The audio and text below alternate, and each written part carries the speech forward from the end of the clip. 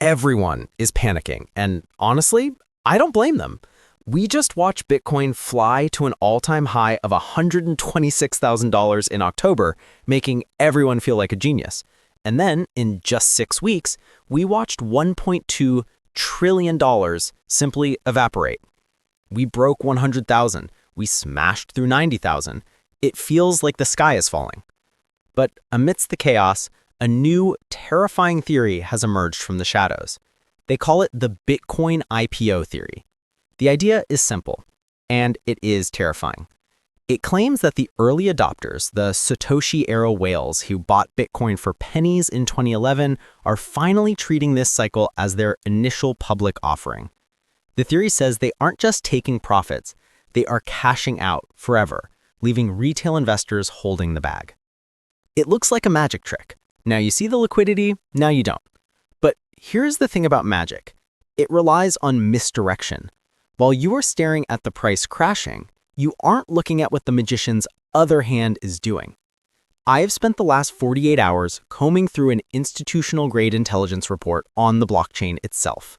I want to show you the data that the headlines are ignoring. But before we pull back the curtain on the smart money, I need to include a necessary disclaimer.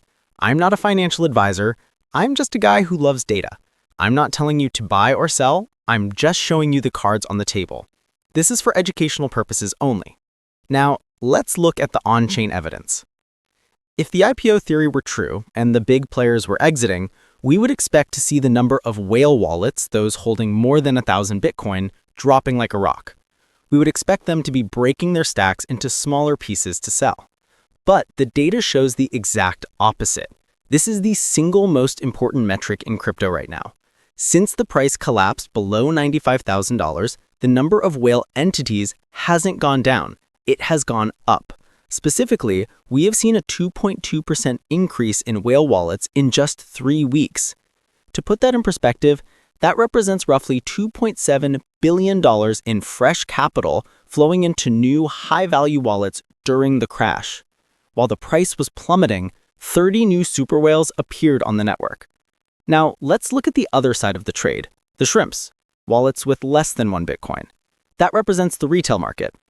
The data shows over 3,000 retail wallets vanished in November. Do you see the misdirection? The IPO theory says whales are selling to retail, but the blockchain proves that retail is panic selling to the whales. We are witnessing a massive transfer of wealth from weak hands who are scared of the macroeconomy to strong hands who see $90,000 Bitcoin as a discount. But I know what you're thinking. What about that news story, the Satoshi-era wallet that dumped $1.5 billion last week? You're right, that happened, and it was scary. But in data science, we don't look at anecdotes, we look at aggregates.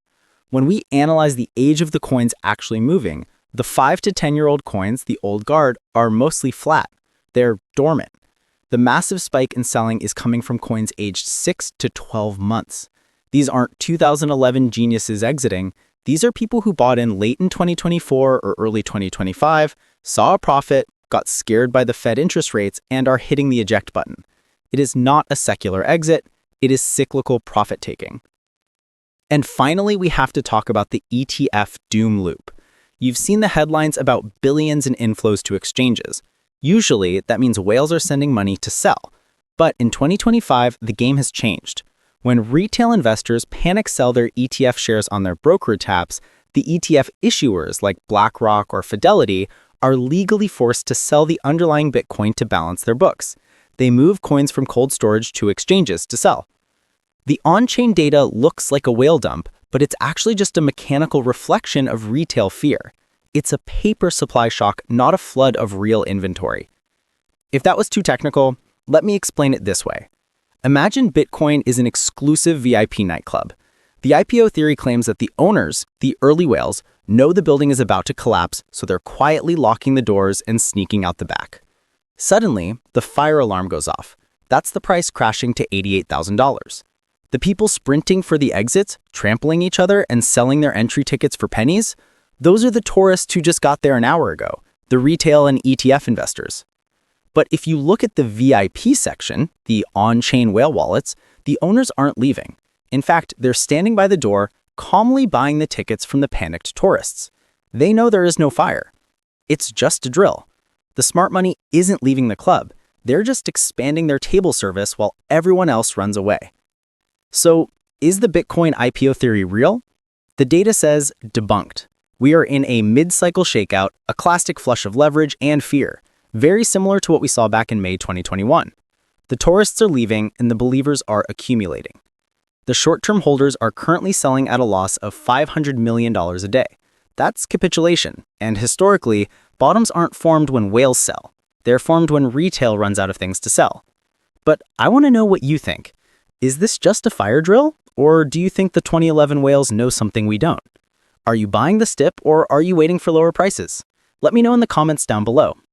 Thank you so much for watching, invest safe, and I will see you in the next one.